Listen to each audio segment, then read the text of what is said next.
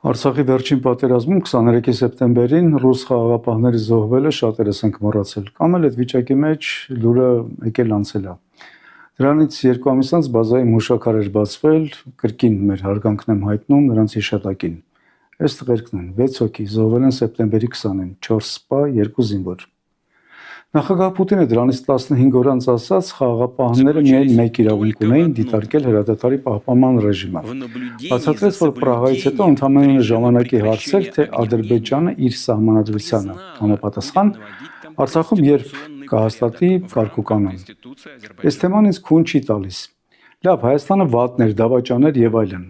Բայց դու պարտավորվել ես, չէ՞, 100,000 մարդ քո երեսին էր նայում, քեզ էր հավատում։ Քո բերանով ես ասում, որ պետք է հետևել հրադադարին։ Ոնց թողեցիր թուրքը կրակի, ահաբեկի ու հայկական հող դատարկի։